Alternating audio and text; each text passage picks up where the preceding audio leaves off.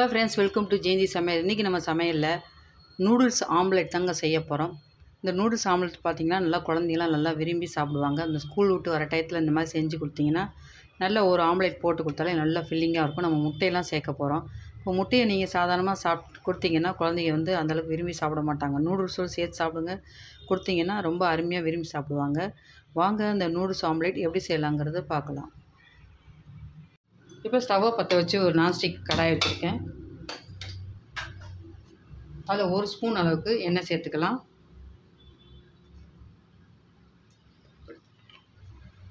கொஞ்சோண்டு வெங்காயம் சேர்த்துக்கோங்க. நம்ம ஆம்லெட்டுங்கிறனால வெங்காயம் சேர்த்துருக்கோம்.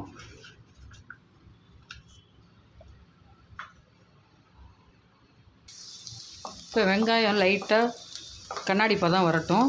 ரொம்ப ப்ரௌனாலாம் வதங்க தேவையில்லை. லைட்டாக வதங்கினோடனே அதுக்கப்புறம் நம்ம வந்து கொஞ்சோண்டு கேரட் சேர்த்துக்கலாம். உங்களுக்கு எந்த காய் விருப்பமோ அது சேர்த்துக்கலாம். குடமிளகாய் இந்த மாதிரி எது வேணால் சேர்த்துக்கோங்க. இதோட கொஞ்சோண்டு தக்காளி, பொடியாக நறுக்கிற தக்காளி சேர்த்துக்கிறேன். கொஞ்சம் லைட்டாக வெந்தால் போதும். நம்ம வந்து கொஞ்சம் தண்ணி ஊற்றி தான் வேக வைக்க போகிறோம். நம்ம நூடுல்ஸ் போடுறதுனால அதனால் லைட்டாக கொஞ்சம் இந்த எண்ணெயில் வதக்கி விட்டுக்கலாம். எண்ணெயில் வதக்கும் போது கொஞ்சம் நல்லா கூடுதல் டேஸ்ட்டாக இருக்கும். இப்போ நூடுல்ஸ் வேகிறதுக்கு நம்ம தண்ணி சேர்த்துக்கலாம். ஒரு 1/2 டம்ளர் தண்ணி சேர்த்துக்கிறேன். இப்போ இதில் வந்து நம்ம நூடுல்ஸ் மசாலா சேர்த்துக்கலாம். நான் ஒரு கட்டி போட போகிறேன். அதுக்கு தகுந்த மாதிரி ஒரே ஒரு பாக்கெட் கட் பண்ணி போட்டுக்கிறேன்.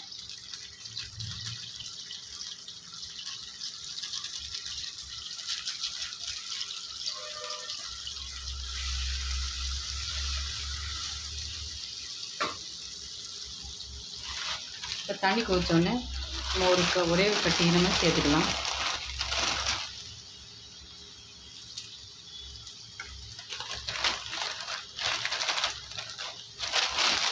ஒரு கட்டியில் கொஞ்சம் நான் உதிரியாக இருக்கிறதுனால நான் அதையும் சேர்த்துக்கிறேன்.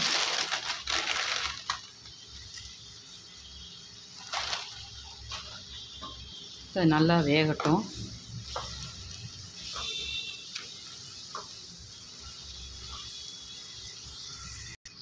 தண்ணி பத்தலை, இன்னும் கொஞ்சம் சேர்த்துக்கிறேன். இந்த நூடுல்ஸ் மூங்குற அளவுக்கு தண்ணி ஊற்றிக்கோங்க. இது வந்து கொஞ்சம் நல்லா நூடுல்ஸ் வெந்து வரட்டும். நம்ம அதுக்குள்ளே வந்து முட்டையை நம்ம அடித்து வச்சுக்கலாம். நூடுல்ஸ் ஆம்லெட்டுங்கிறனால நம்ம முட்டை சேர்த்துக்கலாம். இப்போ அந்த நூடுல்ஸ் வேகிறதுக்குள்ளே நம்ம முட்டையை வந்து ரெடி பண்ணிடலாம். நான் ஒரு பவுலில் 2 முட்டை எடுத்துக்கிறேன்.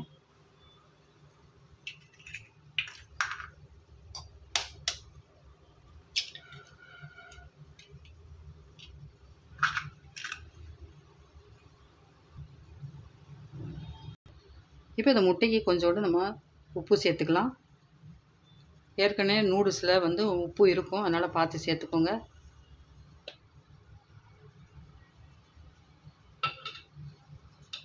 காரத்துக்கு இதில் வந்து கொஞ்சோண்டு மிளகு பொடி சேர்த்துக்கலாம்.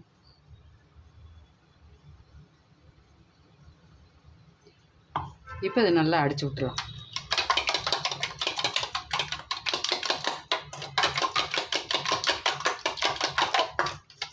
உங்களுக்கு இன்னும் காரம் தேவைன்னா கொஞ்சோண்டு தனி மிளகாத்தூள் சேர்த்துக்கோங்க.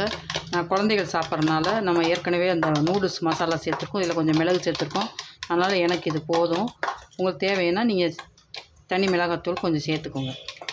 இப்போ இது இருக்கட்டும். அப்படியே அந்த நூடுல்ஸ் ரெடி ஆனோடனே இதில் கலந்துடலாம். இப்போ இந்த முட்டை அடித்து வச்சு கூட நம்ம கொஞ்சோண்டு பொடியாக நறுக்குன்னா கொத்தமல்லியை நல்லா தூவிக்கலாம். இது ஒரு நல்ல வாசனையாக இருக்கும். இப்போ இந்த வெந்த நூடுல்ஸை நம்ம இதோடு சேர்த்துடலாம்.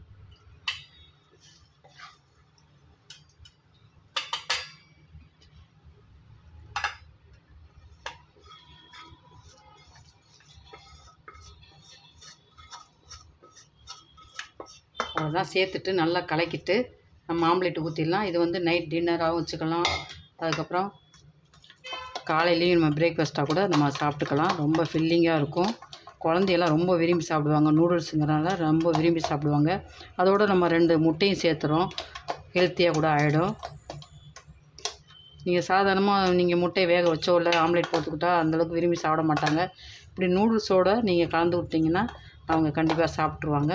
இப்போ நம்ம அதை அப்படியே ஊற்றி எடுத்துடலாம்.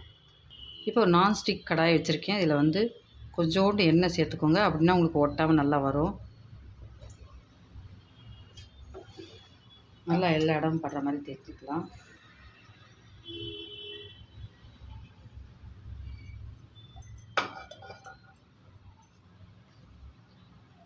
இப்போ நம்ம ரெடி பண்ண இந்த ஆம்லேட் இதை ஊற்றிடலாம்.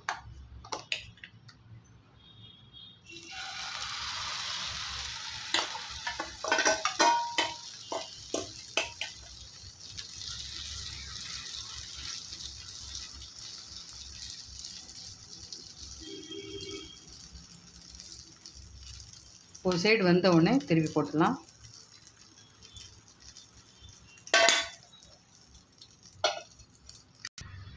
இப்போ பாருங்கள், திருப்பி போட்டு 2 சைடு நல்லா வெந்துருச்சு. இப்போ நம்ம ஒரு பிளேட்டுக்கு மாற்றிடலாம். கொஞ்சம் கனமாக இருக்கிறதுனால கொஞ்சம் கேர்ஃபுல்லாக எடுக்கணும்.